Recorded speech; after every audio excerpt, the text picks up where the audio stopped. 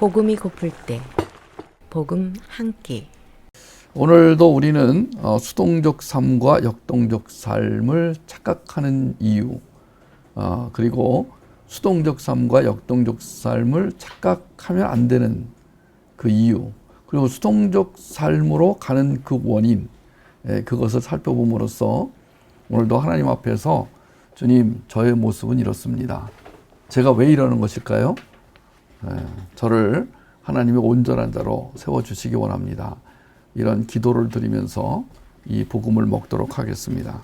지금 우리가 다루고 있는 것은 나의 삶은 전부 주님의 것이다 라는 고백 뒤에 따라오기 쉬운, 그런데 전부 주님의 것이기 때문에 나의 것은 아무것도 없습니다. 여기까지는 이분이 참 믿음이 좋구나 이렇게 인정되기 쉬운데, 그 다음 구원을 받았기 때문에 전부 주님의 것이기 때문에 나는 아무것도 안 해도 됩니다 라고 하는 이 부분, 많은 크리스찬들이 이 함정에 빠지기가 쉽습니다. 우리는 이것을 수동적 태도, 수동적 삶이라고 하는 것입니다. 그래서 지난 시간까지 왜 이런 삶을 사느냐, 왜 이런 태도가 나오느냐, 첫째는 예수님의 성육신의 의미를 모르거나 무시할 때 이런 수동적 삶의 태도가 나오고요, 연합과 분리의 차이점을 모르는 데서 오해가 생겨서 이런 수동적 삶으로 가기 쉽고, 신인 합동설이라는 하나님과 내가 연합하여 사역을 하고 연합하여 살고, 그러니까 주님이 내 안에서 사역하시는데, 살아 계시는데 나도 뭔가 기여할 바가 있지 않느냐, 이것을 경계하다 보니까 수동적 삶으로 가기 쉽고요, 영지주의, 그리고 하나됨, 멍해, 가장 중요한 것은 자신이 갖고 있는 성격, 부정적 성격 중에서 지금 왼쪽 다림줄에 해당하는 수동성, 이 성격을 가지고 사는 사람들에게 자주 나타나는 게 바로 이겁니다. 나는 아무것도 안 해도 돼. 나는 못해. 나는 이 정도가 최선이야. 더 이상 나한테 뭘 요구하지 마. 귀찮어. 힘들어 죽겠어. 자꾸 나한테 뭐 하라고 그러면 나 그만둘 거야. 이런 자세를 보이는 이유, 이것은 굉장히 심각하거든요. 왜냐하면 자충성에 빠진 사람들도 문제지만 이 항상성, 수동성에 빠진 사람들도 큰 문제입니다. 왜냐하면 이러다가는 영적 뭐라고 그러죠? 우리가 그 항상성과 수동성을 밑으로 쭉 내려가는, 그래서 이 정신적으로는 우울증 같은 게 찾아와 가지고 우울증이라는 이 덫에 걸리게 되면 이건 빠져나오기가 힘듭니다. 우울증을 겪고 있는 사람들의 얘기를 들으니까 아침에 못 일어난대요. 자리에서 거의 몸이 천근만근이고 이불 무게도 그렇게 돌덩이처럼 무거울 수가 없대요. 그래서 아침에 이렇게 일어나는데 너무 힘들어 가지고 그야말로 누가 깨워도 못 일어날 정도로, 이렇게 되면 진짜 심각하죠. 하루를 살아가는데 살아갈 에너지가 없어가지고 그야말로 진짜 힘겹게 버티고 있는 이런 모습들이 만약에 여러분 자녀에게서 나타난다 그러면 얼마나 보기가 안타깝겠습니까? 우리 자신이 그런 삶을 사는 것도 힘들지만 우리 자녀에게서 그런 삶이 나타난다면 이걸 어떻게 해야 되나. 그래서 우리는 어떤 현상이 벌어져서 문제가 발생해서 그때 그 문제를 해결하려고 하는 것보다는 이걸 미연에 방지하기 위해서 하나님, 우리에게 어떤 상황이 벌어질 것을 예측하게 해주시고 그 상황을 이겨나갈 수 있는 힘을 주시옵소서. 이게 훨씬 더 좋은 자세죠. 그래서 하나님께서 우리에게 길을 열어주심으로 말미암아 통찰력과 분별력, 생명력을 가지고 그 길로 가는 것입니다. 그러기 위해서 오늘도 여러분과 저는 이 복음을 먹는 것입니다. 복음을 잘 먹기 위해서 우리가 복음을 먹는 원리, 자, 오늘도 성육신 문제가 나옵니다. 8번째, 예수님의 성육신은 굉장히 중요한 부분이죠. 왜냐하면 예수님이 이 땅에 오신 것은 나처럼 낮아지기 위해 오셨다, 이것도 있지만 나와 같이 되려고 오셨다, 거기서 한 걸음 더 나가서 나와 함께 살려고 오셨다. 예수님이 들어간 삶은 그 자체가 역동성입니다. 예수님이 들어가서 사시기만 하면 삶의 역동성이 일어납니다. 어제까지 시체같이 죽어있던 사람이 오늘 그 역동성을 가지고 살아나게 됩니다. 나사로야 나오너라. 달리다굼. 뭐 하나님께서 우리에게 보여주셨던 이 땅에 오신 예수님이 우리에게 보여주신 게 그거잖아. 에바다, 열려라. 달리다굼, 일어나라. 여러분, 예수 그리스도께서 계속하여 가실 때마다 일어났던 것은 역동성이었습니다. 다이나믹 파워, 성령 충만, 역동성. 이 역동성은 막 떠들고 나대고 뛰어다니고 이런 것과 다릅니다. 이 안에서 계속하여 쉬지 않는 하나님이 주신 열정, 패션, 그래서 패션 오브 런 또는 비전 오브 런 이런 그 삶이 유지돼 나가는 걸 이것을 우리는 역동성이라고 하죠. 요한복음 1장 18절 본래 하나님을 본 사람이 없으되 하나님 품속에 있는 독생하신 하나님이 나타내셨느니라. 우리가 이제 예수님을 더 그리워하는 이유, 예수님을 사모하는 이유, 예수님의 이름을 부르는 이유는 뭐냐면 그가 하나님이시기 때문에. 우리가 하나님을 보질 못해요. 볼 수가 없어요. 그런데 예수 그리스도를 통해서 하나님을 보고 만나고 접속하게 되고 연합하게 되는 것이죠. 골로새서 1장 15절 그는 보이지 아니하는 하나님의 형상이요 모든 피조물보다 먼저 나신 자다. 자, 보이지 않는 하나님을 어떻게 볼 수 있어요? 예수님을 통하여. 그러니까 우리는 이 복음 공부를 할 때 초점을 어디다 맞추냐면 예수님에게 맞추는 거예요. 예수님에게 맞추면 그게 바로 하나님에게 맞추는 것이고 성령님에게 맞추는 거예요. 근데 하나님은 볼 수가 없어요. 성령님도 볼 수가 없어요. 오순절 다락방에서 성령님이 불의 혀같이 내려왔다고 하지만 이제 우리는 그런 불의 혀같이 내려오는 그 성령님, 그 성령님이 불의 혀처럼 내려오지 않는 시대에 살고 있기 때문에 볼 수가 없어요. 그런데 예수님을 통해서 하나님도 볼 수 있고 성령님도 볼 수 있어요. 그러니까 예수 그리스도, 당신은 누구십니까? 네, 제가 주님을 더 알기 원하고 주님과 함께 살기 원합니다. 이 말이 저절로 나오게 되는 것이죠. 요한복음 1장 1절 태초에 말씀이 계시니라 이 말씀이 하나님과 함께 계셨으니 이 말씀은 곧 하나님이시니라. 로고스로 오신 예수 그리스도. 그래서 예수님의 입에서 나오는 그 로고스가 내 안에 들어와서 레마가 될 때 성경에 적혀있는 계시의 말씀, 리튼 월드가 내 안에 들어와서 리빙 월드가 되면 바로 예수님을 내가 모시고 그분과 함께 사는 결과가 되는 것입니다. 로마서 8장 3절 율법이 육신으로 말미암아 연약하여 할 수 없는 그것을 하나님은 하시나니 곧 죄로 말미암아 자기 아들을 죄 있는 육신의 모양으로 보내어 육신의 죄를 정하사 우리를 살리셨다. 예수 그리스도가 오신 것은 우리를 살리기 위해 오셨습니다. 이 살린다, 살림, 우리 한국말에 살림이라는 말이 있어요. 옛날에는 그 아내가 부인이 집에서 살림을 했어요. 그 살림이란 말이 굉장히 중요한 말입니다. 살림이라는 것은 살린다의 명사형이죠. 그러니까 부인이 집에서 하는 것은 사람을 살리는 일이었어요.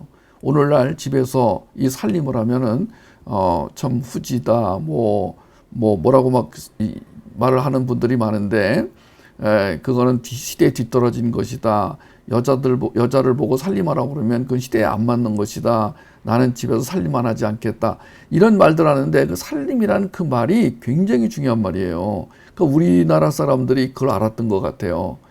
집에서 사람을 살리는 일을 하는 것이 굉장히 중요하다라는 것을 그 딸들에게 알려주려고 했던 것 같아요.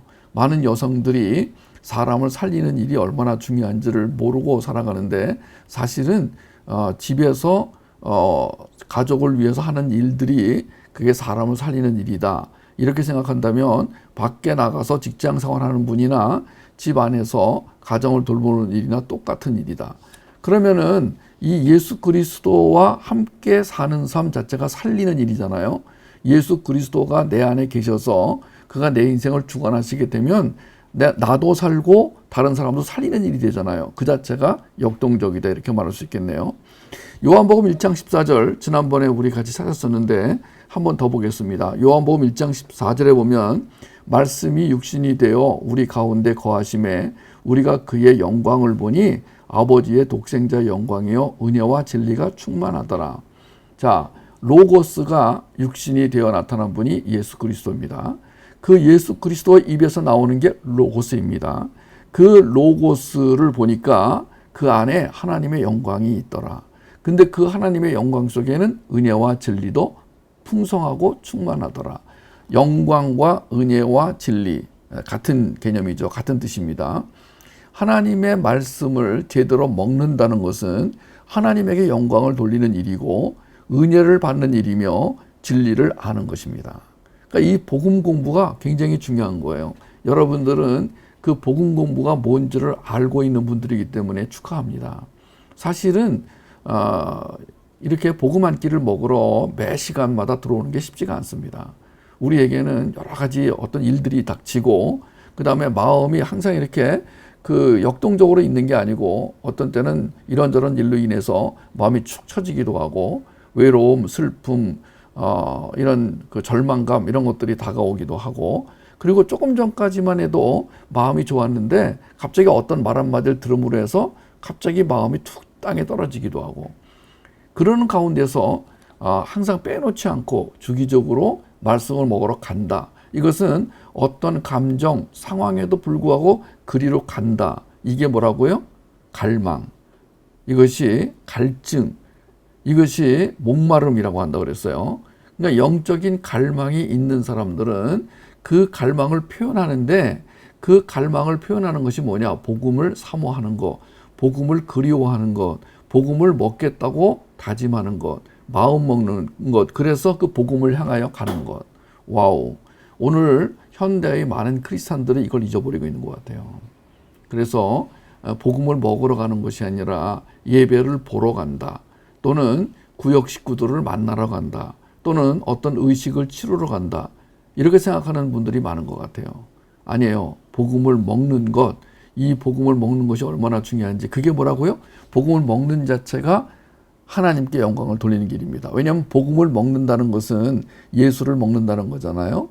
그러니까 예수 자체 안에, 그 예수 안에 하나님의 영광이 들어있어요. 뭘로 들어있다고요? 로고스로 들어있어요. 그 로고스가 나에게 깨달아질 때 그게 레마가 되는 거란 말이에요. 그게 이제 복음이 되는 거란 말이에요. 그러니까 복음이라는 것은 깨달아진 말, 이해가 된 말, 믿어진 말, 이게 이제 복음이잖아요. 그 복음을 먹는 그 자체가 하나님께 영광인 거예요. 그러니까 너의 하나님을 사랑해라. 마음을 다하고 뜻을 다하여 주 너의 하나님을 사랑하라 그랬는데 예, 제가 주님을 사랑하고 있습니다. 뭘로? 복음을 먹는 일로. 이렇게 하면 되는 거예요. 아니, 복음을 먹는다는 거하고 지금 이웃을 돌보는 거하고 그게 무슨 상관이 내 있습니다. 왜냐하면 복음을 먹으면 그 먹은 복음이 내 안에서 역동성을 일으켜서 가만히 있지 못하게 합니다. 어디로 향하는 걸까요? 이타적 삶으로 가게 하는 것이죠. 복음을 먹고 역동성이 일어난 사람이 이기적인 삶을 살 리가 없습니다. 자기만을 위하여 살 리가 없습니다. 왜냐하면 하나님의 복음의 역동성은 하나님을 향하게 하고 이웃을 향하게 합니다. 그게 복음이 가지고 있는 본질입니다. 그러니까 복음을 제대로 먹었는데도 아무 일도 안 일어난다. 안 먹은 것입니다. 복음을 먹었는데도 그냥 잠에서 못 깨고 못 일어난다. 안 먹은 것입니다. 착각하면 안 됩니다. 제가 오늘 자료를 막 뒤졌어요. 제가 오늘 하루 종일 오늘 이 공부를 예습을 했는데 정말 힘들었어요. 예, 집에서 예습하는데 많은 자료를 제가 찾아서 어떻게 하면 오늘 요리를 좀 잘해드릴 수 있을까 하고 제가 그냥 머리에 있는 거 가지고 예습할 수도 있지만 많은 자료를 찾았어요.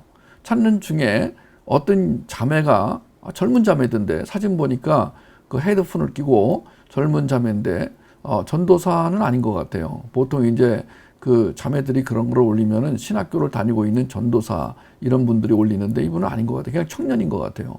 이분이 하나님을 사랑하는 사람들의 나타나는 증거라고 쭉 몇 가지를 썼는데 제가 공감을 참 많이 했어요. 하나님을 사랑한다고 해놓고 이런 증거가 나타나지 않으면 사랑하지 않는 것이다. 하나님을 사랑하지 않는 사람들은 구원받았다고 볼 수가 없다. 이걸 너무 차분하게 쭉 써놨는데 제가 그거를 프린트해가지고 와서 오늘 읽어드릴까 하다가 그냥 말았습니다만은 어떤 때는요 그냥 지나가다가 어떤 사람이 쓴 실라부스, 어떤 사람이 준비한 그 타픽 하나를 읽었는데도 그 토픽에서 굉장히 많은 하나님의 은혜를 받을 때가 있어요. 그냥 어떤 사람은 짧게 한 줄을 썼는데도 굉장히 많은 은혜를 받을 수가 있어요. 제가 오늘 다시 한번 이 오스기니스의 소명에 나오는 그 내용을 제가 받았었거든요. 제가 너무나 많이 인용했던, 강의 때마다 거의 많이 인용했던, 왜냐하면 저는 오스기니스의 무덤 파기를 지금 여러 군데에서 공부를 하고 있잖아요. 부산 지부, 또 시드니 지부, LA 지부, 지금 이 오스기니스의 그레이브 디거 파일을 가지고 공부를 하고 있기 때문에 오스기니스 말만 나오면은 제가 굉장히 반갑습니다. 근데 오스기니스가 우리 한국 기독교인들에게 알려진 게 이 무덤 파기 작전보다도 소명, 더 콜이라는 책을 통해서 알려졌습니다. 아마 책 좀 읽는 크리스찬치고 오스기니스의 이 소명을 읽지 않은 사람이 없습니다. 근데 거기에 아주 굉장히 좋은 말들이 많이 나오는데 제가 자주 인용하는 내용이 있습니다. 이제 이번 과에서 거듭 제가 이게 체크한 게 지금 우리가 하고 있는 성육신 문제하고 그 다음에 이제 부르심, 소명에 대한 거, 요것만 두 개씩 연달아 나와요. 제가 이번 과에서 이것을 두 개를 지금 두 번이나 이렇게 체크하도록 했는데, 그 중에 이제 부르심에 대해서, 이 소명에 대해서 오스기니스가 이렇게 정리를 했습니다. 하나님이 우리를 그분께로 부르셨기에 우리의 존재 전체, 우리의 행위 전체, 우리의 소유 전체가 특별한 헌신과 역동성으로 그분의 소환에 응답하여 그분을 섬기는 데 투자된다는 진리, 그게 바로 소명의 내용이다. 소명의 핵심이다. 소명이란 뜻이다. 와우. 여러분 귀에 들어오시나요? 문어체를 제가 그냥 읽었기 때문에 그냥 들어오지 않을 것 같은데 다시 한번 해볼까요? 자, 하나님이 우리를 부르셨습니다. The call, calling 부르셨습니다. 그래서 우리의 존재 전체, 우리의 행위 전체, 우리의 소유 전체가 특별한 헌신 영역에 들어가고 특별한 역동성으로 그분의 소환에 응답하게 되고, 그래서 그 모든 것은 그분을 섬기는 데 투자가 된다. 여러분, 그러니까 나의 소유, 또 나의 존재, 그리고 나의 행위가 전부 다 그냥 가는 거예요. 어디로 가냐면은 예수 그리스도를 섬기는 쪽으로 가는 거예요. 그러니까 섬기라고 말 안 해도 섬기게 되어 있는 거예요. 나의 삶을 통하여 그분을 섬기게 되어 있는 거예요. 그분이 오라면 오고, 가라면 가고, 먹으라면 먹고, 굶으라면 굶고, 죽으라면 죽고. 여러분, 이게 그냥 자연적으로 일어나는 거예요. 막 그냥 끌려가듯이 막 아니야, 가기 싫어, 그런데 가야 돼, 이런 삶은 오래 살 수가 없어요. 여러분, 우리가 역동성을 체험한 사람은, 그리고 역동성을 가지고 사는 사람들은요, 자연스럽게 저절로 그분의 소환에 응답하는 삶을 살아갈 수밖에 없다. 그게 바로 소명 안에 들어있는 파워다. 이렇게 오스기니스가 말을 하고 있습니다. 예수님의 성육신에 대해서 우리가 참 많이 할 수 있어요. 예수님이 이 땅에 오셔서 우리 인간과 같이 사셨죠. 성육신은 하나님이 이 땅에 와서 일상적 삶을 사셨다는 것을 의미합니다. 예수님이 바람처럼 살다 가신 게 아니죠. 홀령처럼 떠돈 것도 아닙니다. 주님과 연합된 신부로 사는 우리 역시 공중에 붕 떠서 살 수 없죠. 우리는 이 땅에서 예수님의 역동성을 가지고 사는 그 증거로 뭘 많이 말을 하냐면 5 Jesus power. 생명력, 통찰력, 분별력, 창의력, 변증력. 자, 이것이 우리가 역동적인 삶을 살게 하는 파워란 말이에요. 그리고 이 파워를 가지고 사는 사람은 구체적이에요. 실제적이에요. 여러분, 우리가 지금 예수를 믿고 사는 삶이 추상적이지가 않습니다. 그래서 내가 결정하는 모든 것, 내가 선택하는 모든 것들이 굉장히 구체적으로 이루어집니다. 나 잘 모르겠어. 너 어디로 가야 해? 누구 만나야 돼? 뭘 먹어야 돼? 이런 것은 구체적이지 않은 거예요. 여러분, 그냥 순간순간 자연스럽게, 이 자연스럽다, 내추럴하다, 이건 굉장히 좋은 표현이거든요. 예수님 믿는 사람들이 이 자연스럽게 살 수 있을 때까지 우리 자녀들을 이제 훈련하는 거죠. 왜 자녀들을 훈련시키는 게 필요하냐면요. 그런 삶이 자연스럽게 나오도록. 남자들이 군대 가면 훈련을 받는데 무슨 훈련을 받냐면은 전쟁이 벌어졌을 때 그 위급한 상황, 그 다급한 상황에서도 침착하게 총을 쏘고 침착하게 적진으로 들어갈 수 있는 훈련을 받는데, 그러니까 어떻게 해요? 굉장히 힘이 듭니다. 이 철조망 통과 같은 거 할 때요. 아우, 나 지금 생각해도 너무, 지금 뭐 수십 년이 지났는데 너무 힘들어가지고 철조망이 요 머리 위에 이렇게 머리 위까지 철조망이 쳐 있어요. 그 밑으로 이제 기어가는 거, 총을 들고 기어가는데, 제가 훈련 받을 때는 M1이라고 굉장히 무거운 총이에요. 미군이 6.25 때 썼던 제2차 대전 때 썼던 총을 그대로 물려받아가지고 그걸 들고 훈련하는데, 이 총 무게만 해도 장난이 아니에요. 지금은 뭐 총이 가벼워져가지고 뭐 K1 같은 경우는 뭐 가볍다 그러더라고요. 우리 때는 이제 M16이라고 카빈 총이라고 또 가벼운 게 있었는데, 그거는 이제 좀 높은 사람들만 쓰고, 보통 이제 일반 병사들은 M1을 들었어요. 와우, 이 M1 총 이거 들고 뭐 제식 훈련하고 뭐 이걸 들고 구보하고 이걸 들고 뭐 산을 뛰고, 정말 죽는 줄 알았는데, 근데 그런 훈련을 왜 받았냐면은 전쟁터에 나갔을 때, 전쟁터에서 익숙하게 전쟁을 하기 위해서. 왜냐하면 이걸 그런 훈련을 안 받아놓으면은요, 자기도 모르게 벌떡 일어나는 순간 적의 총에 맞거든요. 그러니까 총에 안 맞기 위해서 제일 먼저 하는 게 포복이에요. 낮은 포복, 높은 포복. 이거 정말 죽습니다. 한여름에 떼약볕에 그냥 그 물 웅덩이를 지나고 그냥 뭐 모래밭을 지나고, 또 분대원 중에서 한 명이 총을 잘못 쐈다고 분대원 전부 7명이 전부 산 위에 꼭대기까지 올라갔다 내려오고, 이런 훈련을 받으면서 우리는 이제 이쪽으로 오줌도 안 넣겠다 그랬는데, 그 훈련이 필요한 이유는 뭐냐면 바로 그거예요. 야구 선수의 훈련, 골프 선수의 훈련, 축구 선수의 훈련이 왜 필요하냐? 실전에서 그렇게 살 수 있도록 하기 위해서. 자, 우리는 오늘 예수 그리스도를 믿고 사는 사람으로서 그 예수님이 내 안에 들어와서 일으키는 역동적 삶을 일상생활 속에서 모든 분야에서 경험하게 하기 위해서 오늘 이 훈련을 받는 것입니다. 이 훈련의 핵심이 뭐예요? 복음을 먹는다. 그래서 이 삶은, 이렇게 나타나는 삶은 구체적이고 실제적이고 조화롭고 자연스러워야 된다. 여러분 벌써 그렇게 자연스러워진 거죠? 이 시간에 복음을 먹으러 오신 분들은 굉장히 자연스럽게 들어온 거죠? 여기 질질 끌려온 사람이 있으세요? 혹시 뭐 누구한테 끌려가지고 매 맞고 오신 분이 있으세요? 참 안 됐습니다. 자연스럽게 우리가 복음을 먹을 수 있는 곳이면은 자연스럽게. 자, 두 번째, 내가와 나를 통해 차이를 모르거나 무시하게 되면 자칫 수동적 삶을 살기 쉽습니다. 왜냐하면요, 처음에는 내가, I am, I do 이렇게 나가다 보면은 처음에는 역동적인 것 같아요. 자기 자아를 굉장히 내세우는 사람이 있어요. 제가 보니까 미국 대통령 중에서 자기 자아를 가장 잘 나타내는 분이 트럼프인 것 같아요.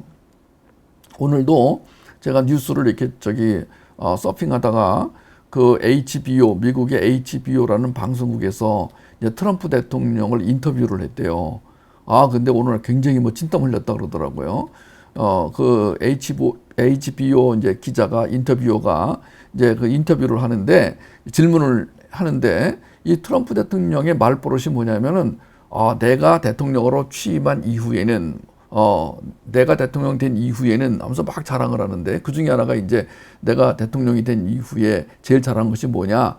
이 코로나를 이긴 거다. 그러니까 이제 기자가 기가 막혀가지고, 아니, 저기 지금 한국 사람에 비하면은 우리 미국에 지금 이 환자 수도 많고, 그 다음에 인구 대비 사망자가 몇 배로 많은데 뭐가 잘한 거냐? 그랬더니만 트럼프 대통령이 당황을 해가지고 손에 들고 온 자료를 뒤지는 장면을 사진 찍어가지고 올렸더라고요. 그러면서 이제 트럼프가 오늘 당황했다.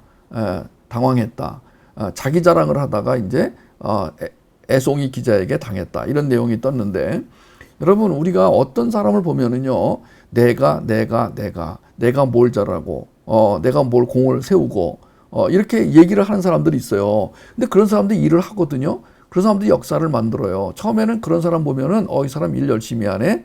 역동적이네? 그런데 어느 순간 그런 사람들이 이제 쭉 떨어집니다, 밑으로. 이렇게 떨어져서 이제 뭐가 되냐면은, 아무것도 안 하겠다. 사람들이 나를 인정 안 해줘. 내가 열심히 사는데도 사람들이 몰라줘. 해봤자 무슨 소용이 있어. 그리고 이제 뚝 떨어져 버립니다.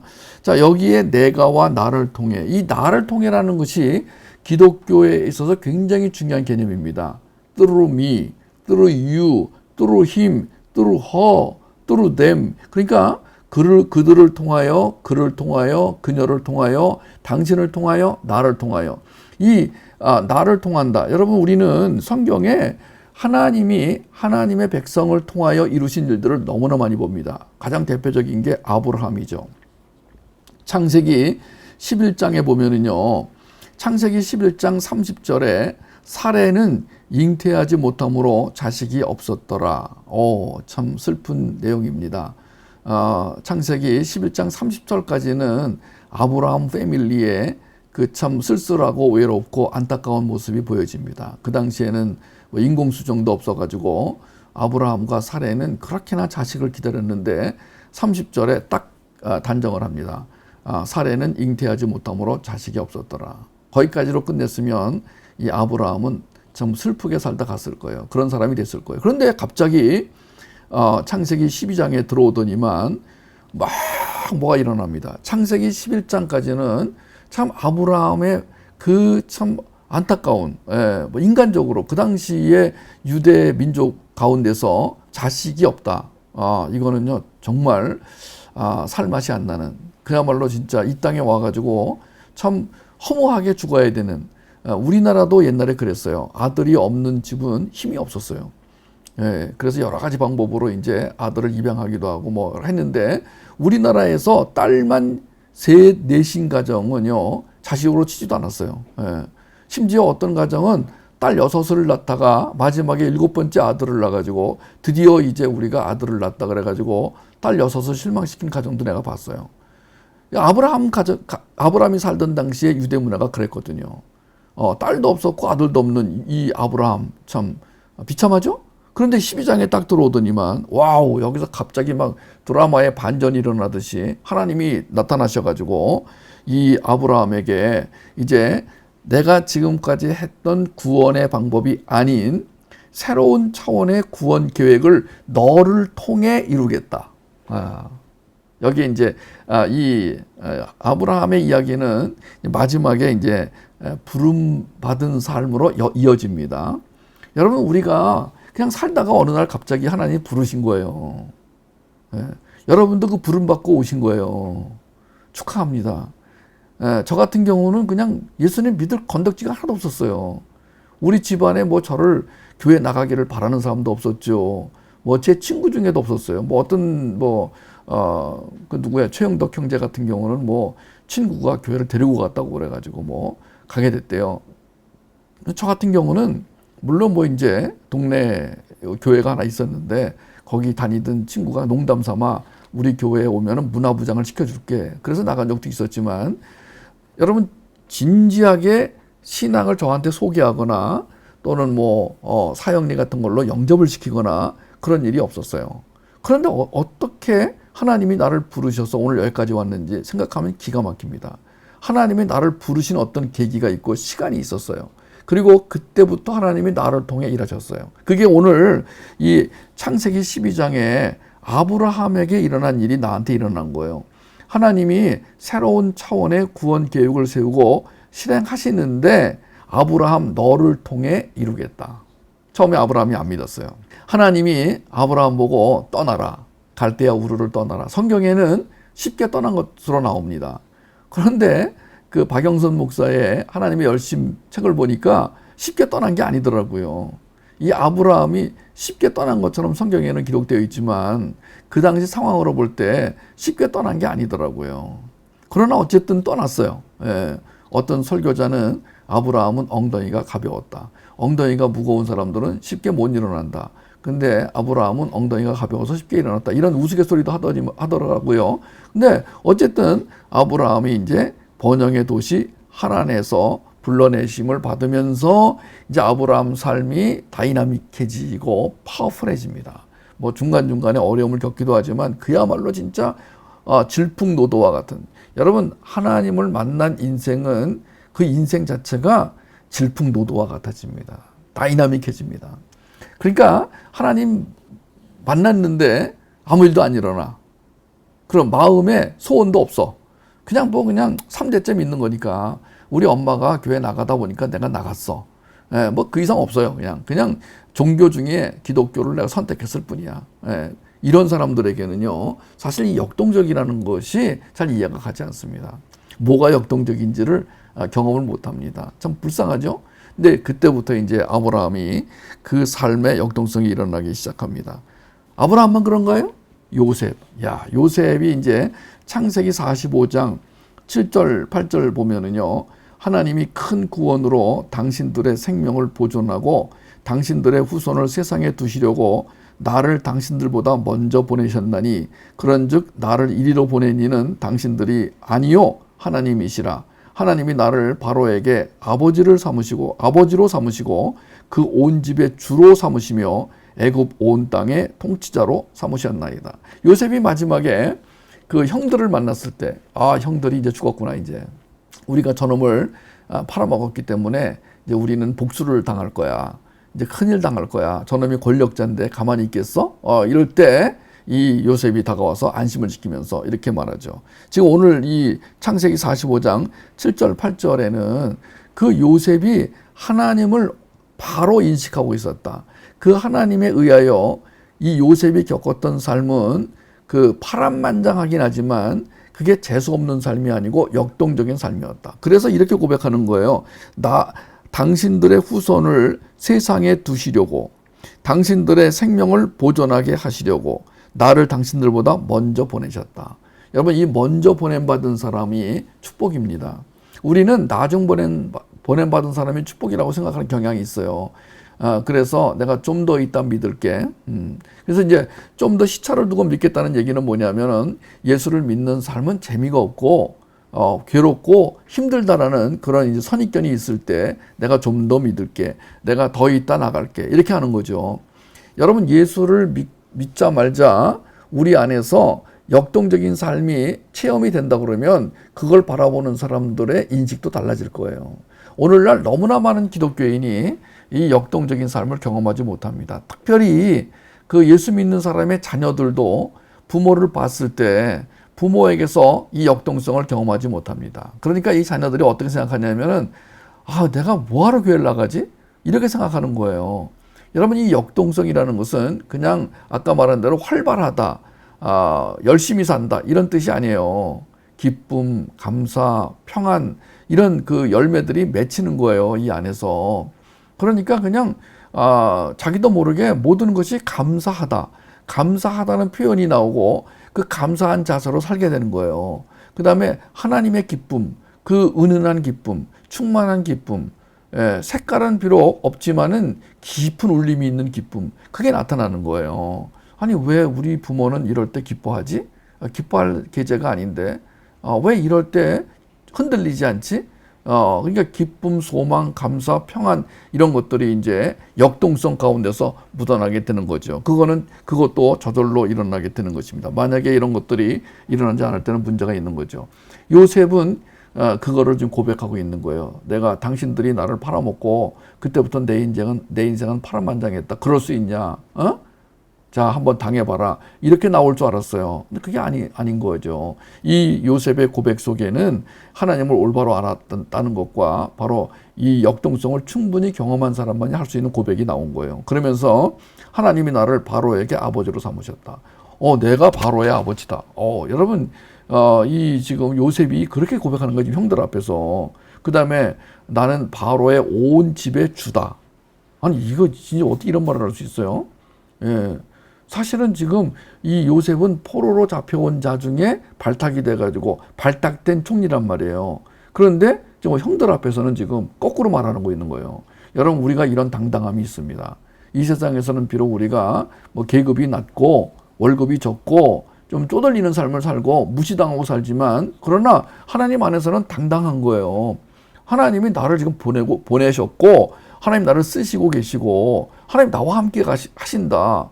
우리가 사실 믿는 사람들끼리는 더 당당하게 말할 수 있는 거죠. 믿지 않는 사람에게는 잘못 말했다가는 불이익을 당할 수 있습니다. 그러니까 꼭 필요할 때만 말해야죠. 갑자기 사장님 앞에 가서 내가 당신보다 위인 걸 아십니까? 하나님이 나를 당신의 머리 위에 두셨습니다. 이랬다가는 뭐 난리 나는 거죠. 그 약간 좀 까칠한 팀장한테 가가지고 팀장님, 당신이 팀장이라고 큰 소리 치시는데 하나님은 나를 당신의 아버지로 두셨습니다. 이런다면 이거 큰일 나는 거죠. 그러나 우리끼리는, 우리 믿는 사람끼리는 얼마든지 얘기할 수 있는 거예요. 저녁에 집에 와가지고 하루 종일 회사에서 있었던 일을 얘기하면서 그 딸이, 그 아들이 아빠, 나는 이 회사의 그 사장보다 내가 높은 사람이야. 뭐 이렇게 말할 수 있다면은 이 바로 요셉이 지금 그 믿음을 갖고 있는 거잖아요. 그게 맞는다니까요.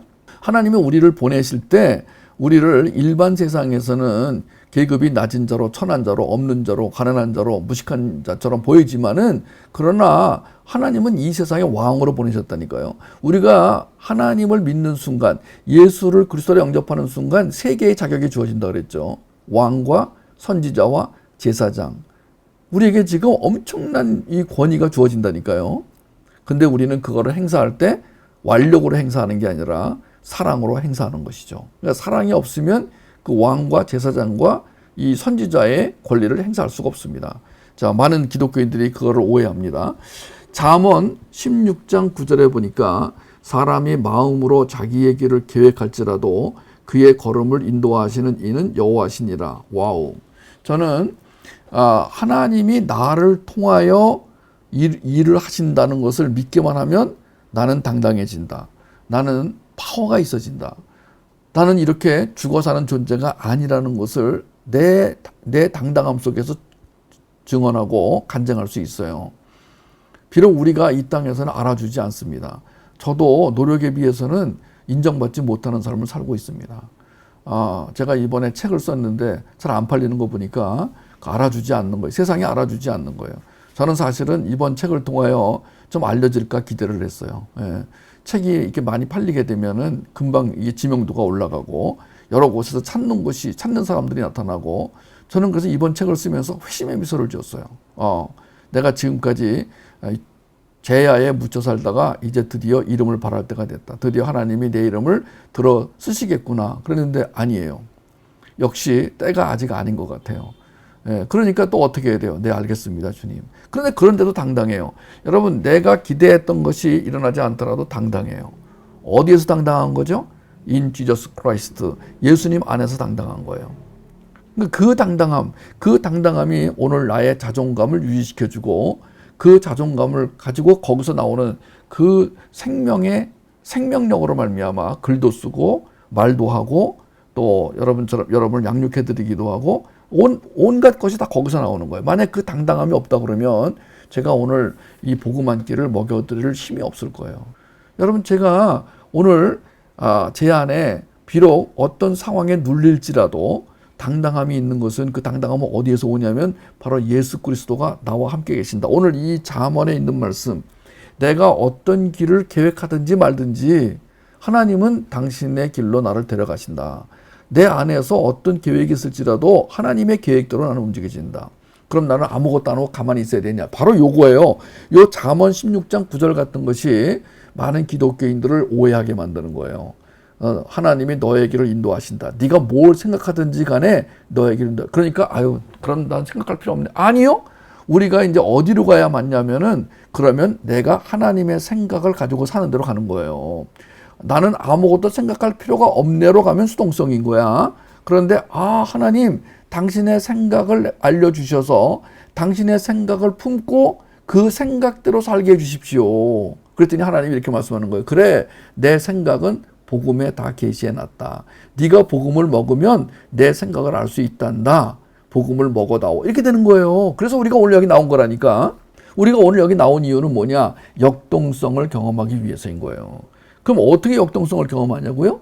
바로 하나님의 마음, 뜻, 계획, 그것을 알고 그 하나님의 그 능력을 내 안에 받아들이기만 하면 저절로 역동성이 나타나는 거예요. 그 역동성은 뭘로 나타나죠? 사랑, 희락, 화평, 오래 참음, 자비, 양선, 충성, 온유, 절제, 믿음, 소망, 사랑으로 나타나는 거예요. 기쁨과 평안으로 나타나는 거예요. 자, 이런 것들이 내 안에서 이제 나타나고 있으면 나는 정상적인 기독교인, 나는 역동적 기독교인. 와, 여러분 일어나세요. 자, 다 같이 손을 들고 노래를 부르고 춤을 춥시다. 할렐루야. 이렇게 할 필요가 없어요. 여러분 어떤 교회를 가면은요, 일어나기 싫은데 막 일어나라 그러고, 춤추기 싫은데 막 춤추라 그러고, 하여튼 뭐 오버하는 분들이 있어요. 그리고 춤 안 추면은 막 뭐라고 막 그러고, 왜 안 추냐 그러고. 저도 그런 적이 몇 번 있습니다. 저도 그런 거 어렸을 때 배운 게 있어가지고, 저도 강의하러 갔다가, 갑자기 막 사람들이 졸고 있으면 다 일어나세요. 저기 장로님이 안 일어나세요. 막 이러기도 하고, 저도 그런 적이 있는데 지금 회개합니다. 저한테 상처받았던 분들 이 시간에 용서를 구합니다. 그럴 필요가 없어요. 여러분, 우리가 할 것은 뭐냐면은 예수 그리스도 안으로 인도하고, 그 예수 그리스도가 누군지 제대로 알려주고, 그 예수 그리스도를 소망하도록 거기까지만 인도하잖아요. 그래서 이 사람이 또는 이 아이가 예수 그리스도를 소원하고 그분의 복음을 받아들이고 그분을 인정하고 그분의 능력을 체험하잖아요. 그러면 가지 말래도 가고. 여러분, 이 역동성이 우리 자녀에게 일어나지 않는다. 참 안타깝습니다. 여러분 자녀는 어떻습니까? 오늘 복음 한 끼를 드시는 여러분 자녀가 있는 분들은 어떻습니까? 여러분 자녀는 그런 역동성을 지금 경험하고 있습니까? 그러기를 바랍니다. 그 역동성이 없으면 우울증으로 빠져갑니다. 심각한 우울증에 빠지기 전에 오늘 우리는 우리 자녀들 안에서 이 역동성이 일어나기를 위해서 기도하십시다. 그리고 하나님, 나부터 먼저 역동성을 경험하고 이 역동성이 흘러가게 하여 주십시오. 내가와 나를 통해, 완전히 다른 것입니다. 사사 에훗, 사사 기드온, 사사 온니엘 등을 통한 하나님의 역사가 사사기에 생생하게 기록되어 있습니다. 이 사람들은 사실은 별로 그렇게 대단한 사람들이 아니에요. 사사기에 나오는 사사들 보면은요, 대단한 사람 거의 없습니다. 뭔가 문제가 있는 사람들인 것처럼 보일 때도 있습니다. 그런데 하나님이 그들을 통하여 하나님의 역사를 이루어 가셨습니다. 생생하죠? 오늘도 하나님은 나를 통해 하나님의 계획을 이루어 가십니다. 하나님은 작정하심, 예정하심, 구원하심, 섭리하심, 경륜하심, 요 하나님의 시나리오, 하나님의 구원의 계획은 바로 이겁니다. 구원의 여정은 작정하심, 예정하심, 구원하심, 섭리하심, 경륜하심. 나를 그 하나님의 구속의 여정으로 데리고 가시면서 그 하나님의 역동성을 경험하게 해 주시고 있습니다. 여러분 부탁드립니다. 오늘 이 복음 한 끼를 드시는 여러분들은 이 복음을 통해서 하나님의 역동성을 충분히 경험할 수 있게 되길 바라요. 그래서 이 시간 여러분 마음을 한번 들여다보세요. 첫째, 내 마음속에 기쁨이 있는가? I have a joy, joy, joy, joy. 하나님의 기쁨이 있는가? 여러분 지금 세상이 난리예요. 지금 어디를 봐도 우울하고 뉴스를 보기가 싫은데 안 보면 궁금해서 볼 수가 없어요. 안 볼 수가 없어요. 뉴스를 보면은 하나도 기쁜 소식이 없어요.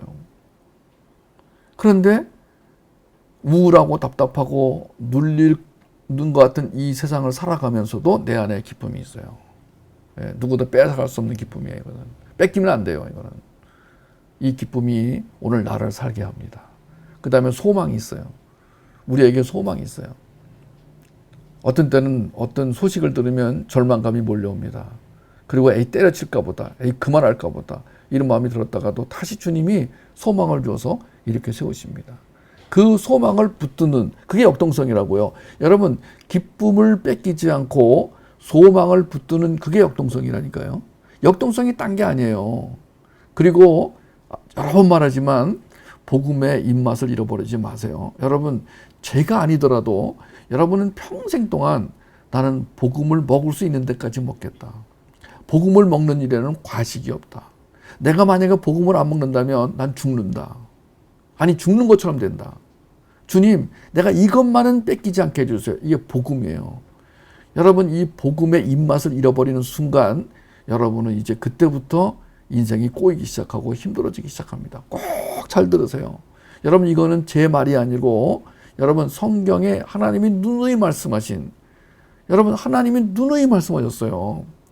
구약시대에는 그 복음이 율법이었어요. 구약시대는 하나님이 계속하여 이스라엘 백성에게 율법을 지켜라, 율법을 지켜라, 율법을 지켜라 그랬어요. 근데 오늘 신약시대에는 이 복음을 먹어라. 어떤 게 쉽습니까?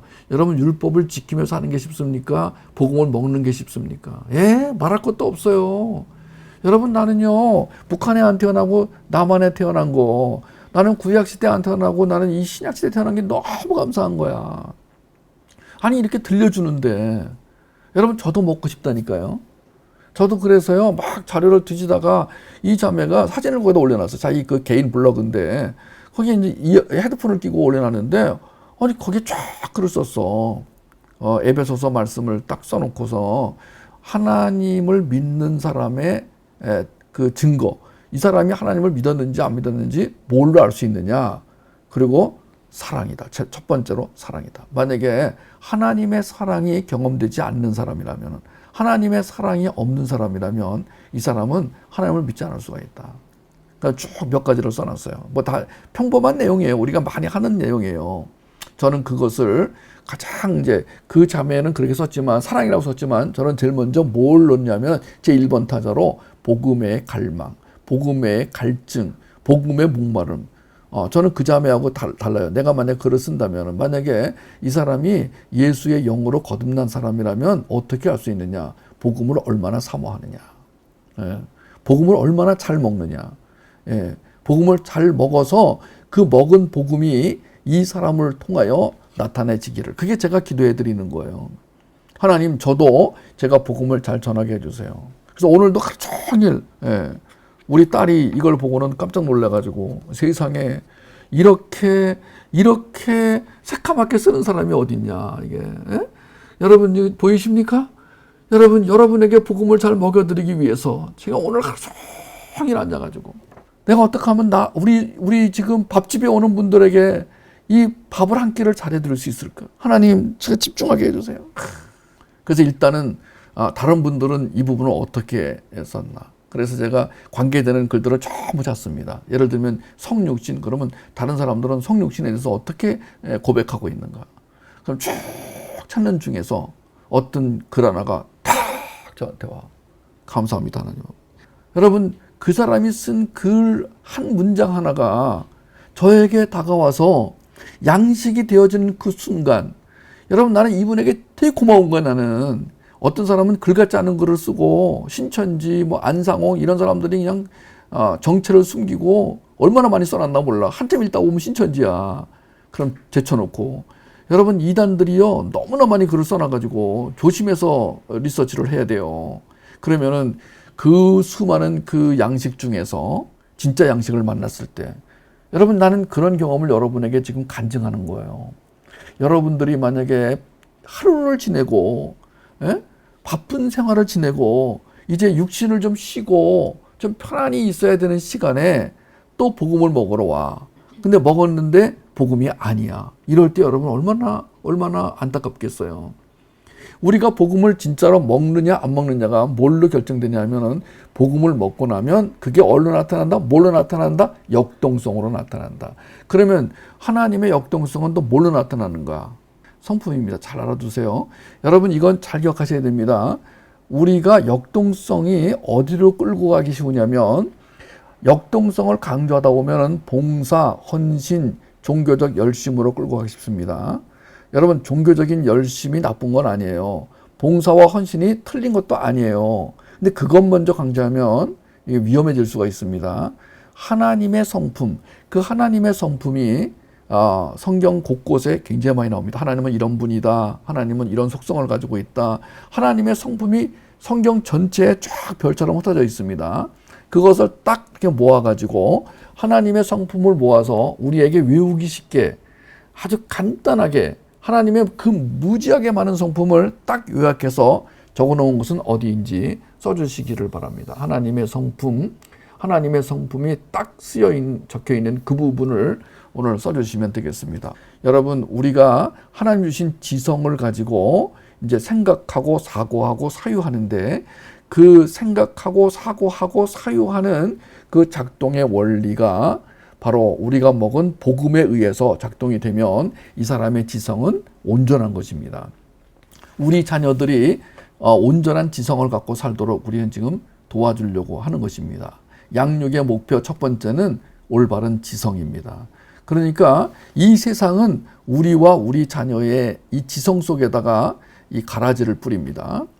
우리와 우리 자녀의 지성에다가 인본주의, 신비주의, 실존주의 이런 것들을 막 뿌립니다. 막 뿌립니다. 예, 그래가지고 헷갈리게 만들어 놓습니다. 하나님의 복음을 복음으로 먹는데 제일 먼저 작동하는 것이 지성입니다. 이 지성이 제대로 작동이 되면은요, 이 지성 안에 그 체계화된 이 복음이 그 다음에 이제 감정을 컨트롤하게 됩니다. 우리의 감정은 지성의 통제를 받지 않기 때문에 문제가 됩니다. 우리 자녀들의 감정이 이 생명의 지성의 통제를 받지 않기 때문에 문제가 발생합니다. 그래 놓고 후회합니다. 이 감정으로 했던 모든 행동들은 나중에 다 후회의 원인이 되는 거죠. 근데 그게 후유증이 없는 후회는 괜찮은데 후유증이 있는 후회가 상당히 많습니다. 그러면 평생 인생 자체가 힘들어지고 본인만 힘든 것이 아니라 다른 사람도 힘들게 하는 것이죠. 예를 들어서 하나님이 아브라함을 그렇게 아브라함을 통하여 아브라함을 이 민족의 열국의 아비로 삼고 아브라함의 몸에서 나는 자들로 통하여 하나님의 나라를 만들려고 했는데 그 아브라함이 순간적인 실수를 합니다. 물론 사례가 먼저 제안하긴 했지만 바로 그 하나님의 방법이 아닌 방법으로 아들을 낳게 되는 것이죠. 그 후유증이 지금 얼마나 큰지 아십니까? 그 이스마엘의 후손이 지금 그 이삭의 후손과 함께 지금 뭐가 되는 거예요? 지금 충돌하고 있잖아요. 예, 그러면서 영적으로 엄청난 후유증을 좀 일으키고 있습니다. 물론 그 가운데서도 하나님은 역사하십니다. 그런데 우리는 엄청난 후유증을 좀 감당을 해야 됩니다. 지금 호주 같은 경우는 호주는 지금 어저께 어떤 자료를 보니까 급속한 속도로 이슬람화되고 있다. 예. 지금 중동 지방에 그 무슬림들이 제일 선호하는 나라가 호주입니다. 호주에 가면은 애 셋만 나면 먹고 살 정도. 요즘 조금 달라졌다고 그러더라고요. 요즘에는 조금 이제 그 혜택이 좀 줄어들었다고 그러는데 그래서 중동 지방의 무슬림들이 호주로 가가지고 애를 셋, 넷, 다섯, 여섯, 일곱 명을 낳으면은 이제 그 무슬림 인구가 늘어나면서 나중에는 호주가 무슬림 국가가 된다. 지금 이 무슬림이 타겟팅하는 나라가 첫 번째가 영국이고 두 번째가 호주라는 말을 들었습니다. 여러분 지금 그 이스마엘의 자손이 지금 그렇게 오늘날 이 땅에 와서 이 시대에 와가지고 하나님의 사람들과 이게 대척점에 서가지고 지금 우리를 괴롭게 만든단 말이에요. 그게 어디서 시작됐는지 아세요? 아브라함의 순간적 실수. 그러니까 우리는 언제나 그 순간적 실수를 하지 않기 위해서는 늘 이 지성이 복음으로 체계화되어 있어야 됩니다. 그러니까 복음이 이 지성 안에 들어가야 되는 거예요. 여러분 지금 그거 하고 있는 거예요. 지금 이 시간에. 저는 이 지성뿐 아니라 감정도 중요하게 생각하기 때문에 우리가 정말 이렇게 같이 지성 활동을 하다가도 감정을 또 하나님의 그 은혜로 충만하게 되는 걸 하고 싶어요. 그래서 정말 여기 지금 요 옆에 오케스트라 동원해 있다가 이 오케스트라가 제가 이제 어느 순간 지금은 하나님의 은혜를 감정적으로 표현하는 게 필요해. 그러면은 오케스트라가 쫙 이렇게 너무너무 멋진 오케스트라. 예. 그래서 제가 돈이 많은 할머니가 유산을 남겨주시면은 이제 영상도 좋은 걸 만들지만 이 사무실을 우리 이 지금 예배 처소를 방음벽 만들고 여기에 이제 미니 오케스트라 같은 팀 갖다 놓고 이제 예배 때마다 우리가 이 감정을 하나님의 은혜로 채우는 것도 굉장히 중요하거든요. 그래서 그걸 우리가 지성적 충만, 감정적 충만. 그 지성과 감정이 의지로 내려가면 이제 거기에 따라서 의지가 이제 하나님의 뜻대로 사는 삶이 되는 거죠. 지성과 감정과 의지가 제대로 작동될 때 우리는 하나님의 인격을 갖게 되었다. 하나님의 인격을 가지고 사는 삶, 이렇게 말하는 거거든요. 그래서 이 나를 통해 일하시는, 그러니까 삶의 주체가 누구냐? 첫 번째는 나냐 하나님이냐? 근데 하나님은 나를 무시하지 않으십니다. 나를 통해라는 것은 내가 하나님의 주체가 되는 삶 속에서도 나는 굉장히 중요한 통로 역할을 한다. 통로 역할을 한다. 그래서 내 힘, 내 능력을 사용하는 것이 아니고 주님이 주시는 역동성으로 움직일 때 뭐가 나타난다고요? 주님의 성품. 주님의 성품의 특성을 또 다른 말로 표현하면은 기쁨, 평안, 감사가 되는 거죠. 여러분, 감사가 잘 안 나와요. 우리가요, 진정한 의미의 감사를 표현할 수가 없어요. 왜냐하면 인생이 너무 고달파요. 상황이 너무 안 좋아요. 그리고 감사하려고 그랬는데 갑자기 아내가 무슨 이상한 말을 한마디 하면 감사가 쑥 들어가요. 예. 감사하려고 그랬는데 뉴스에서 지금 이상한 말을 들었어. 내가 하지 않는 정치가가 이상한 말 한마디 하잖아요. 그럼 쑥 들어가요. 감사하려고 그랬는데 갑자기 비가 많이 와가지고 배추가 썩었어요. 쑥 들어가요. 여러분, 지금 우리가 감사할 수 없는 요건이 너무나 많아. 하나님의 감사는 그럼에도 불구하고 마치 그 땅에서 이렇게 씨가 이렇게 발화돼 가지고 그 싹이 올라오듯이, 여러분, 저는 그 감사를 자주 종종 경험하고 싶어요. 다행히도 과거에 비해서 하나님의 감사를 많이 경험하게 된 게 얼마나 축복인지 모르겠어요. 그러니까 그 감사와 평안과 기쁨이 나를 어떤 삶으로 끌고 가냐면 잠을 잘 자요. 이 나이 되면은요, 잠이 잘 안 온대요. 제 나이쯤 되면은요, 뭐 머리가 복잡하고 어수선해가지고 잠이 안 온대요. 생리적으로도 이 노년기에 들어가면 몸이 더웠다 추웠다 더웠다 추웠다 그래요. 그래서 갑자기 에어컨을 틀었다가 추우면 또 껐다가 켰다가 껐다가 막 그러면서 내가 왜 이러지? 내 몸 안에 일어나는 어떤 변화로 인해서 두려움을 갖게 돼요. 그런데 그럼에도 불구하고 여러분, 제 상황에 지금 좋은 게 아무것도 없어요. 예를 들어서 그 문제부터 시작해가지고 내 주변에서 나를 기쁘게 해주는 요소들이 하나도 없어요. 그러나 그럼에도 불구하고, 영어로 하면 in spite of, 그럼에도 불구하고 내 안에서 감사가 이 안에서 이렇게 출렁출렁 하고 있어요. 좀 넘치면 좋겠어요. 넘쳐가지고 그냥 저를 만나는 사람이 감사해요. 뭐가요? 그냥요. 뭔지 모르지만 감사가 나와. 이랬으면 얼마나 좋겠어요. 왜 그런데요? 뭐 이러면서 이제 제가 이 감사를 뺏기고, 왜 감사를 왜 뺏기냐면 출렁대지 않으니까. 출렁댄다는 것은 넘친다는 거거든요. 그러니까 이게 사랑도 넘치고 감사도 넘치고 기쁨도 넘쳐서 flowing, 흘러가는, 이게 정말 바람직한 거예요. 그러니까 우리가 복음을 이 정도로 먹어가지고는 그게 안 되니까 여러분, 복음을 더 많이 드시기 바랍니다. 있는 대로 다 찾아 먹읍시다, 우리가. 제가 만약에 복음을 전달해 드리는 게 이걸로 만족이 안 되면은, 근데 복음을 진짜 잘 드셔야 됩니다. 잘 먹으셔야 돼요. 복음답지 않은 복음을 먹으시면 깎아 먹어, 이렇게. 앞에 내가 복음을 먹었는데 그 다음에 이상한 복음, 다른 복음을 먹잖아요. 바울이 말한 다른 복음. 제가 오늘 그 자료도 찾고서 너무 좋았어요. 어떤 사람도 칼럼을 썼는데 다른 복음이 뭐냐, 헬라어로 그 다르다는 게 뭐냐 쭉 써놨는데 이것도 나는 그냥 프린트해서 읽어주고 싶었어요. 너무 좋아가지고 칼럼이. 제가 오늘 예습하다가요, 정말 몇 가지 좋은 칼럼, 에세이를 읽으면서 너무 감사했어요. 그러니까 내가 또 한 번 경험했어. 내가 복음을 먹이기 위해서 복음을 이렇게 준비하는 과정도 좋지만 다른 사람이 지어준 밥을 먹는 거 그렇게 좋을 수가 없어요. 근데 그게요, 10개 중에 1개도 안 돼요. 제가 수많은 자료를 다 뒤지는데 이건 정말 좋아 라고 하는 게 10개 중에 1개도 안 돼요. 그러니까 시간이 많이 걸려요. 제가 오늘요, 점심 먹고 조금 쉬었다가 지금 조금 전까지 쫙 자료를 이렇게 리서치하고 정리하는데요, 그 많은 그 자료 중에서 내가 좋았던 건 2-3개밖에 안 돼요. 그러니까 시간이 굉장히 많이 걸리는 거야. 그러니까 여러분, 제가 그걸 막 골라가지고 수십 개, 수백 개 중에서 골라서 좋은 것만 탁탁 주니까 여러분, 앉아서 좋은 걸 받아 먹는, 여러분, 인류 스시집에 가면 그날의 셰프가 해주는 오마카세라고 하는 게 있어요. 처음엔 저는 일식집에 갔는데 오마카세 뭐 28,000원 그래서 되게 비싸네. 뭔데 오마카세가 뭐지? 그랬는데 그날 주방장이 그날 가져온 재료 중에서 제일 좋은 것만 골라가지고 메뉴에 없는 걸 만들어주는 게 오마카세예요. 그러니까 그 돈만 있으면은 좋은 식당에 가가지고요, 그냥 주방장한테 오마카세 주세요 그러는 거야. 그러면 이 주방장이 알아서 해주는 거야. 그런 거라니까. 지금 내가 오마카세 해드리는 거예요, 여러분한테 지금. 그러면 제가 요리를 해가지고 지금 내놓는 거야.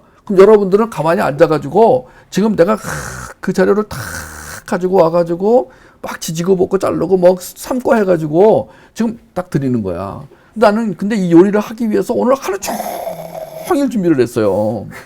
예, 하루 종일. 예. 예? 제가 이 비 내리는 밖을 바라보면서 제 방에서 이렇게 보면은 비가 내려 이렇게 흐리고 비가 내려. 예? 그 밖을 바라보면서 하루 종일 내가 준비를 했어요 이거를요. 그래서 내 안에 충만해 지금 말할 게 되게 많어. 예. 그런데 시간이 다 돼가지고 오늘도 이제 복음 한 끼 밥집의 문을 닫을 때가 됐습니다. 여러분 오늘의 밥을 잘 드시기 바랍니다. 오늘의 요리가 역동성이었어요. 다이나믹, 하나님의 역동성, 다이나믹 파워. 예. 이 다이나믹이라는 말은 성령 충만이라는 할 때 쓰이는 단어입니다. 사도행전 1장 8절 너희가 성령이 충만하면 예루살렘과 사마리아 땅끝까지 이르러 할 때 그 다이나믹. 여러분 이 성령 충만, 역동성의 첫 번째가 뭐라고요? 하나님의 성품 가운데 나타나는 기쁨, 감사, 소망, 평안.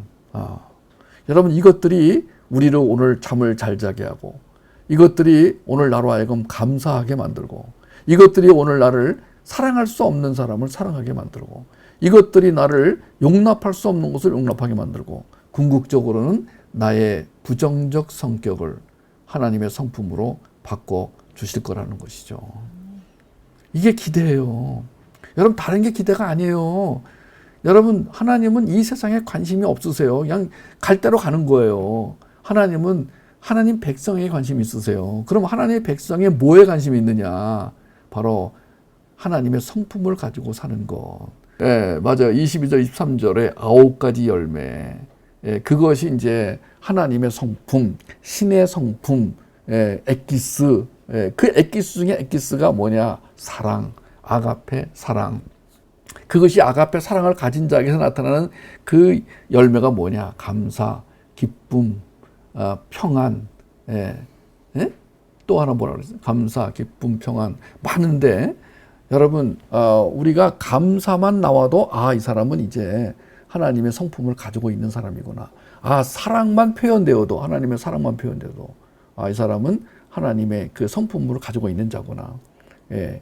그러니까 이런 것들이 나를 통해서 흘러나오는 과정을 은혜라고 하는 거예요. 그 은혜를 입었다, 은혜를 받았다, 은혜를 경험했다. 오늘 우리가 뭐길래 하나님이 또 이런 시간을 갖게 하시는 거예요. 여러분 이 한 시간이 오늘 우리가 신이 되는 시간이란 말이에요. 지금 이 시간이 우리가요 이 땅에서 뭐 좀 잘 살아보세 뭐 이게 아닌 거예요. 지금 부분 교체 뭐 심장 하나 뛰고 콩팥 뛰고 이게 아닌 거예요. 완전한 교체, 완전한 연합. 그래서 우리가 인간에서 신으로, 지상에서 영원으로. 무슨 영화 제목 같으네요. 자, 그래서 오늘 9번, 9번까지 했습니다. 삶의 주체가 나냐 하나님이냐, 나의 능력이냐 하나님의 능력이냐, 수동성이냐 역동성이냐. 여러분 너를 통해 하실 일 기대해. 너는 시냇가에 심은 나무라. 너를 통해 하실 일 기대해. 너는 시냇가에 심은 나무라. 그리고 담장 너머로 뻗은 나무가 되기를. 야곱의 축복. 이 나무가 쫙 뻗어나가서 이웃까지 간다. 가능하지 않죠. 이 세상에서는 가능하지 않습니다. 그리고 이웃집까지 가면 잘라버릴 거예요. 어떤 사람은 귀찮아가지고. 왜 이 나무가 우리까지 오냐. 그러는데 여러분 보이지 않는 하나님의 생명력을 가진 나무가 뻗어나가면 어떤 일이 일어나냐면은 그 불만에 빠졌던 사람이 감사하게 되고, 절망에 빠졌던 사람이 소망을 갖게 되고, 우울에 있던 사람들이 기쁨을 갖게 되는 일들이 일어날 것으로 믿습니다.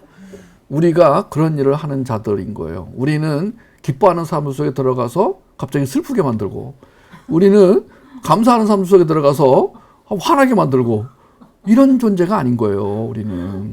우리는 정말로 죽어가는 이 땅에서 하나님이 우리를 통해서 하나님의 소망. 그래서 바울이 그 고백을 한 거예요. 우리가 죽는 자 같으나 사는 자요, 아무것도 없는 자 같으나 모든 것을 가진 자요, 가난한 자 같은가 부유한 자다. 바울이 그걸 본 거예요. 바울은 그거를 어디 가서 봤냐? 묵시 속에 들어가서 본 거예요. 바울은 묵시 속에 살았기 때문에 그 삶을 이겨낸 거예요. 역사 속에서만 사는 사람들은 그걸 못 이겨요. 이 역사가 주는 그 짓눌림 때문에 못 이겨요. 믿음을 가지고 살려고 해도 너무 상황이 안 좋으면 못 이겨요. 그러나 묵시 속에서 그 완료된 자기의 모습을 보고 예수 그리스도의 능력을 받아 사는 사람은 그게 가능하다니까요. 자, 너는 시냇가에 심은 나무라 너를 통해 하실 일 기대해 야곱의 축복, 담장 너머로 뻗은 나무, 축복의 통로로 흘러감, 저지 나옴. 아가서 공부하는 분들은 이제 그 용어가 뜻이 뭔지 아실 거예요. 아가서 7장 들어갔더니만 하나님이 뭐 유방 그러면서 처음엔 나는 그 굉장히 막 쑥스러워가지고 아가서를 처음에 읽었을 때는 뭐 이런 내용이 다 나오나 그랬는데 그게 얼마나 귀한 뜻인지를 내가 알고 나니까 주여 하나님 이렇게도 저를 울리시는군요. 이렇게도 감동을 주시고 이렇게 제 눈을 뜨게 하시는군요. 하나님 내가 무엇이길래 오늘 이 벌어지도 못한 인간 주제에 하나님의 영역을 넘보고 하나님의 성품을 소유하게 되고 하나님의 계획을 알게 되었습니까? 감사합니다 하나님. 저는 그냥 이 땅에 와서 죽으면 끝날 존재인데 하나님은 나를 일으켜 세우시고 나를 불러서 하나님의 영역에 살게 하셨습니다. 하나님이 되게 하셨습니다. 하나님의 성품을 갖게 하셨습니다. 그리고는 나로 하여금 일어나 뛰게 하셨습니다. 그게 바로 역동성입니다. 입이 말이 안 나오고 눈이 멀고 영적으로 죽었던 자를 입을 틔우십니다. 에바다 틔우십니다. 안질병이었던 나를 달리라고 하고 일으키십니다. 그리고는 예수 그리스도의 그 능력을 나에게 부어주시니까 내가 뛰는 거예요. 오늘도 뛰면서 그 예수님이 주시는 그 복음 한 조각을 여러 군데 제가 딜리버리 해드리는 거예요. 지금 배달의 민족 아니에요. 그러니까 제가 이 복음 한 조각을 여러분에게 터뜨리는 거예요. 오늘도 여러분은 그 복음 한 조각을 드시고 이 밤에 감사와 기쁨과 평안으로 오늘 밤에 주무시는 거예요. 그리고 내일은 또 내일 하루를 또 살 수 있도록 주실 데일리 브레드 일용할 양식을 기대하면서 주님과 함께 또 하루를 사는 거예요. 그리고 나서 우리는 끝나는 것이 아니라 이제 영원한 삶, 기가 막힌 삶을 또 있다는 것을 기대하고 여기 이 땅에서 역동성으로 사는 것도 감사한데 더 기가 막힌 그 세상이 있다는 것을 기대하고 사는 거예요. 때로 그것이 안 믿어질 때가 있어요. 나중에 이제 다루겠지만은 우리의 믿음은 의심을 동반해야 된다. 이게 폴 틸리라는 신학자가 한 말인데요. 믿음이 믿음다워지기 위해서는 의심이 동반돼야 된다. 저는 참 어떤 신학자의 말을 들으면은 뭐가 좀 이렇게 좀 머리가 띵해지는 게 있는데 폴 틸리가 믿음이란 뭐냐? 믿음이란 의심을 동반하는 것이다. 하나님이 정말 계시냐? 이런 의심이 나와야 진짜 믿음이다. 폴 틸리라는 신학자가 썼는데 여러분 우리 안에서 어떤 의심이 안 나온다. 아무것도 의심이 안 나온다. 그럼 문제가 있다는 거예요. 폴 틸리가 말하기를 믿음은 모든 것에 대한 관심이다 그랬어요. 그러니까 의심도 안 나와. 그냥 믿으면 되죠. 뭐 믿습니다. 할렐루야. 이런 사람은 문제가 있다는 거예요. 여러분 때로 우리 안에서 의심이 일어나기도 합니다. 의심의 구름이 뭉게같이 일어나기도 합니다. 때로는 우리 안에서 그 옛 생명, 옛 자아의 그 본능이 막 일어나기도 합니다. 더러운 것들이 막 나타나기도 합니다. 그런데 그럴 때마다 다시 주님의 복음을 먹으면 그 복음으로 평정이 되고 내가 이런 존재구나를 알게 되면서 주님, 저는 주님이 필요합니다. 그럼 내가 주님 안으로 쑥 들어가서 그와 함께 연합하게 되는 놀라운 일이 경험되어지는 것입니다. 그게 바로 역동성입니다. 오늘 여러분에게 감사가 있으세요? 그럼 여러분은 역동적인 삶인 거예요. 여러분 안에 평안이 있으세요? 그러면 여러분은 지금 역동적인 삶을 사시는 거예요. 여러분 안에 기쁨, 소망이 있으십니까? 그럼 소망이 있으세요? 그러면 역동적인 거예요. 이 세상 사람들은 지금 집을 못 사서 절망. 오늘 어떤 30대가 글을 썼는데 이번 생은 망했다. 글을 썼어요. 보니까 이 30대가 어머니가 지방에 사시는데 어머니를 모시고 와서 서울에서 집을 사가지고 엄마와 살고 싶어서 공부를 열심히 해가지고 좋은 직장에 들어갔대요. 좋은 직장에 들어가서 이제 월급을 받기 시작했는데 그걸 모아가지고는 집을 못 사겠더래요. 그래서 이 30대 이 청년이 그 좋은 직장을 이제 내놓고 프리랜서로 뛰기 시작했어요. 그래서 직장에 다닐 때보다 2배로 일을 하기 시작했어요. 그랬더니 집이 4배로 뛰더라는 거야. 그래서 이 30대가 글을 썼어요. 엄마, 이번 생은 망했어요. 여러분, 지금 이 땅에 수많은 젊은이들이 집 하나 때문에 절망해하고, 월급 그 액수 때문에 절망해하고, 결혼할 파트너를 못 찾아 절망하고. 여러분, 그러나 예수 그리스도의 생명력으로 충만한 사람은 그런 것은 상대적입니다. 그것이 우선순위가 아닙니다. 하나님에게 온전히 맡길 때 하나님이 갈 길을 보이시고, 하나님이 만나야 할 사람을 만나게 하시고, 해야 할 일을 알려주시고, 그 일을 할 수 있는 능력을 주실 것을 믿습니다. 그게 바로 역동성입니다. 이 역동성이 여러분과 제 안에서 펑펑 솟아나오기를, 강물처럼 흘러나오기를, 생수처럼 터지기를 간절히 원합니다.